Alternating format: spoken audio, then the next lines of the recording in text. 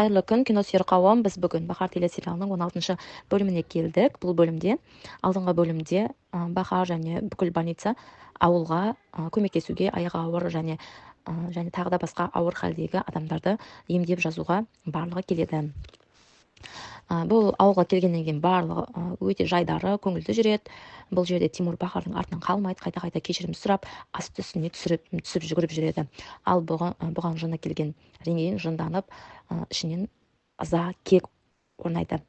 Одан кейін ауылда барлығы дәл Бахардікіндей күй кешіп жүр екен. Барлығының түрлері ғана өзгергенімен, дәл Бахарлардың да сценарийі бойынша сондай өмірге тап болады.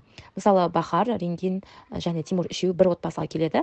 Сол отбасыда әйелі мен күйеуі өмір сүріп жатады. Әйелі көтере алмайды біраз жылдай бойы. Одан кейін күйеуі басқа бір жас келіншек әкеледі. Ол аяғы ауыр болып қалады ана еркектен. Сосын ол келіншекті үйіне әкеледі де айтады, мен осыған үйленемін деп. Ал анау бірінші әйел болса, ол бәйбіше дейді ғой енді қазақша, оған шыдай алмай 2 ай бойы ешкіммен сөйлеспей, үй қамағында болып, тіпті үстіне жара шығып кетеді. Одан кейін бүкіл ауылдың барлығы осыларды өсектеп жүреді, бірақ әйел 2 айдан кейін ойына бір ой түседі. Мен не үшін адамдардан ұялуым керек, мен не үшін бұлай өмір сүріп жатырмын деген. Кейін бағанағы әйелі, яғни бәйбішесі орнынан тұрып, өзінің күйеуімен, яғни любовница дейді ғой, екінші әйелін қырып жойып, екеуін енді жүгіртіп қояды, тамақ істеткізеді. Енді бірақ ол да осы үйде өмір сүріп жатады. Дәл осы үйге жаңағы Реңген, Бахар, Тимур үшеуі келеді. Бұл қайран қалады бұндай отбасыға келгеніне. Одан кейін Реха дәрігер балаларды сүндеттейік дейді. Ауылда балалардың барлығы сүндеттелмеген. Адамдардың барлығы қуана келіседі, жақсы болды ғой, сүндеттейік дейді. Одан кейін Чағла мен Бахар екеуі сөйлесіп отырады, күліп ойнап. Чағла айтады, Бахар, саған Тимур қайта-қайта жалпақтап тиісіп жүрген жоқ па деп күледі. Сол кезде Бахар айтады, иә, қайта-қайта келіп ас үстіме түсіп жүр дейді. Одан кейін екеуі күліп тұрғанда Чағланың қасына Реха дәрігер келіп, Чағлаға айтады, бір алма сыйлайды, бұл алма сиқырлы алма дейді. Сол кезде Чағла тарқылдап күледі, Реха дәрігер кетіп қалады. Одан кейін Бахар айтады, сен не үшін күлдің, бұл күлкі емес қой, сен тарқылдап күлдің ғой дейді. Сол кезде Чағла айтады, ойбай, мен не үшін күлдім, мен бұған басыма айналып қалған ба, мен оны ұнатып жүрмін бе деп өзі қайран қалады. Сөйтіп екеуі қалжыңдасып отырады. Одан кейін Тимур жалғызбасты әйелдің үйіне келеді, баласын сүндеттемекші болады. Ана әйел болса Тимурға қайта-қайта қылмыңдап, ана жерін ұстап, мына жерін ұстап, қайта-қайта тиіспекші болады. Сол кезде Тимур айтады, қойым, өйтіп жасама, өзім басым бәлеге қалып жүр, өзім зорға жүрмін деп ішінен солай сөйлейді. Бірақ ол әйелдің баласы сүндеттеуден қорқып қаша жөнеледі.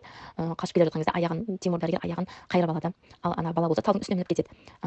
Қайта-қайта дәрігер айтады, сен сүндеттейін, мен саған ақша беремін дейді. Сөйтіп оған 20 лира ақша бермекші болады. Сөйтіп қызықты оқиғалар болады. Одан кейін Бахар мен Эврен екеуі сөйлеседі, ажырасу туралы әңгімелер айтады. Әрқашан қасыңнан табыламын дейді Эврен. Ал Бахар болса тағы да басқа өзінің әңгімелерін айтып, қиынға барлығы соғып жатыр деп Эвренге айтады. Ал Эврен болса бәрі де өткенше өтеді де кетеді деп жауап береді. Одан кейін келіншектер Бахарға орамал сыйлайды, өзіміз кестелеген деп Бахарға әдемі жарасып кетеді. Одан кейін Чағла мен Реха екеуінің ортасында жүрек пайда болған, екеуі бірге әңгіме айтып тұрады. Реха дәрігер Чағлаға өлең арнайды, өлең айтып, сол жерде екеуі сырласып тұрады. Басқа жас балалар бұл екеуін қызықтап, қолмен жүрек көрсетіп, барлық күліп кете барады. Одан кейін Бахар жаңағы ең басында айтқан жоқ па, бір үйге келеді деп. Сол үйдегі бәйбішесі, яғни содан Бахар сұрайды, сен қалай мықты болуды үйрендің, қалай мықты болдың дейді. Сол кезде бағанағы Фидан айтады, мен адамның өз қолында мықты болуы да әлсіз болуы да, мен оны езіліп жата берсем, мені барлығы елемейді де ескермейді де. Сондықтан мен өзім оянып, оларды қазір басқару үстіндемін. Мен қазір үйде жатамын, олар тіршілік істеп ақша табу үстінде дейді.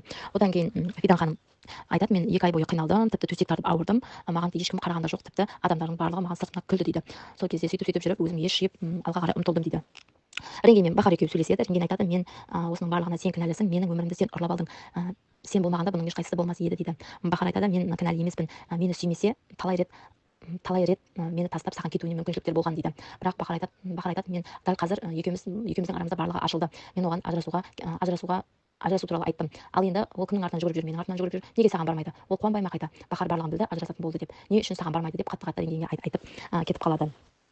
Тимурдың анасы, сол түн болатын, түнде Тимурдың анасы тұрып су ішпекші болады, тамағы ісініп кеткен, су іздейді, бірақ су таусылып қалған. Орнынан тұрып баспалдақпен келе жатқанда баспалдақтың аяғы тайып құлап түседі. Дәл сол сәтте Тимур дәрігерді үйге оралып жатқандығын анасын көріп, дереу скорый шақырып ауруханаға апарады.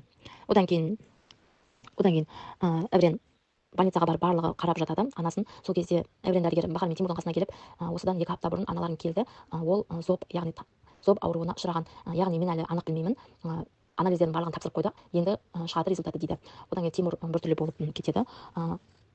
таң атады, Бахар үйіне келеді, анасына барлық мән жайды айтып береді.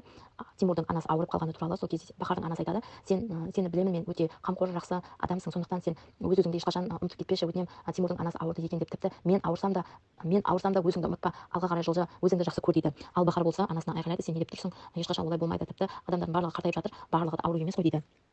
Одан кейін Ренги мен інісі екеуі, Сәлім екеуі жолығады. Сәлім өте қатыгез адам екен.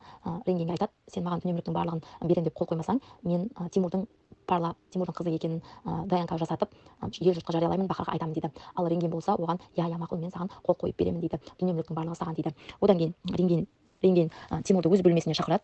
Тимур Ренгеннің бөлмесіне келеді. Сол кезде екеуі сөйлеседі. Ренген баяғы Ренген емес: мен сені әлі күтіп жүрмін, сен болсаң өзіңнің әйеліңнің қасынан айналшықтап шықпай жүрсің, не үшін олай, ал мен болсам сол баяғыдай сені асыға күтіп қайта оралама деп күтіп жүрмін дейді. Тимур болса айтады: мен барлығын түсінемін, бірақ шамалы күте тұрайық дейді. Сол кезде Ренген айтады: Ренген барып Тимурдың шашын жұлып алып, ыдысқа салып алып кетеді. Мен енді Парланың екеуінің туған сенің қызың екенін дәлелдеймін, Бахарға апарамын. Енді сенің шегінерге жолы жоқ, мен барлығын мойындаймын дейді. Одан кейін Ренген мен Бахар екеуі сөйлеседі. Шай ішетін жерде Ренген қатты айтады. Енді барынша айтады: мен сен кеше маған айттың ғой, сен осы ауруханадан кет деп. Ренген солай айтады. Ренген тағы да айтады: мен не үшін бұл ауруханадан кетуім керек, қайта сен кет, сен осы ауруханаға келгелі біздің тыныштығымыз бұзылды, сен қайта кет, мен сені кетіремін енді деп ашуланады. Және Бахар айтады: сен не үшін олай жасап жатсың, бұл ауруханада мен не үшін кетуім керек, мен бұл жерде балам зардап шегеді, сондықтан мен саған айттым, тып тыныш қана кете сал дейді. Сол кезде Ренген айтады: жарайды, мен кетейін, бірақ сен Тимурмен ажырасасың ба, Тимурды маған бересің ба дейді. Сол кезде Бахар біртүрлі болып: не үшін олай айтып тұрсың, мен онсыз да маған Тимур керек емес дейді. Сол кезде Ренген айтады: мен саған әлі алдыңа келтіремін барлығын, сен менен ұрлаған бүкіл өміріңді мен қайтарып алғым келеді, мен дәл сен сияқты өмір кешкім келеді, отбасы болып кешкі ас ішкім келеді, Парлаға мен бір отбасы қардым дейді. Одан кейін Ренген жынданып кетіп қалады. Сәлім Тимурға звондайды. Звондап айтады: о, менің күйеу балам, қалайсың, яғни сен маған $10 миллион бер дейді Тимурға. Ал Тимур болса таңғалып: не үшін мен беруім керек дейді. Сол кезде жаңағы Сәлім, яғни Ренгеннің ағасы айтады: сен беруің керек, өйткені мен ДНК жасатып сенің Бахарға барлығын айтамын, яғни Бахар сенің Парлақ қызың екенін біледі дейді. Ал сол кезде Тимур жынданып Ренгенге барады. Ренгенге айтады: сен не ағаң екеуің келісіп алып мені бопсалап жүрсіңдер ма деп. Екеуі біраз сөзге келісіп қалады. Ренген айтады: сен маған қайта орал, мен сені әлі күтудемін дейді. Енді Бахар қиналсын, мен осы уақытқа дейін мен қиналдым, сендердің сырттарыңа бақылап мен үнемі қиналу үстіндегі едім, енді Бахар қиналсын, мен не кінәм бар дейді. Сол кезде Тимур жынданып: ешкімге айтпа, әлі жақсы болып кетеді деп, Бахарға айтпа деп, ол да бөлмесінен жынданып басын қайта ұрып кетіп қалады. Одан кейін Бахарға апайы звондайды, яғни Ұмайдың апайы психолог. Яғни сіз осы мектепке келе аласыз ба, Ұмай туралы сөйлесейік дейді, бірақ бетпе бет болу керек дейді. Бахар кетіп бара жатқан кезде алдынан Тимур шығады. Тимур айтады: сен қайда бара жатырсың деп. Сол кезде Бахар айтады: апайы звондады, Ұмайдың, дереу келіңіз, көзбе көз сөйлесуіміз керек дейді. Тимур: мен де барамын дейді. Сол кезде Бахар таңғалып: сен не үшін барасың, осы уақытқа дейін сен ешқашан барып көрмегенсің, неге барғың келіп қалды дейді. Екеуі машинаға мініп екеуі неге барады, психологқа барады. Психолог айтады: осы негізі Ұмай өте жақсы, өте сыпайы, ашық жарқын, өте ақылды қыз, сіз оны қатты жақсы тәрбиелегенсіз, өте мейірімді дейді, басқалар сияқты емес, оның көзінен жанашырлық, тек қана өте керемет сезім туындайды дейді. Бірақ осы соңғы уақытта үй ішіңізде бір нәрсе болып жатыр ма білмеймін, Ұмайдың мінезі өте нашарлап кетті, және сабақтарының барлығынан үлгерімі төмендеп, бақылау жұмыстарынан аз балл алып жүр дейді. егер де отбасылық кикілжің болып жатса айтыңыздар, барлығымыз бірге шешейік дейді. Сол кезде Бахар айтады: иә, дұрыс айтасыз, отбасымызда шамалы кикілжің болып жатыр, отбасы болғаннан кейін барлығымызда болады емес пе дейді. Сол кезде Тимур айтады: иә, мен де мойындаймын, бұның барлығына мен кінәлімін деп сөйлей бастайды. Сол кезде Бахар айтады: ой, Тимур, енді қойшы, сен дәл осы кезде айтпай ақ қой ондай нәрсеңді дейді.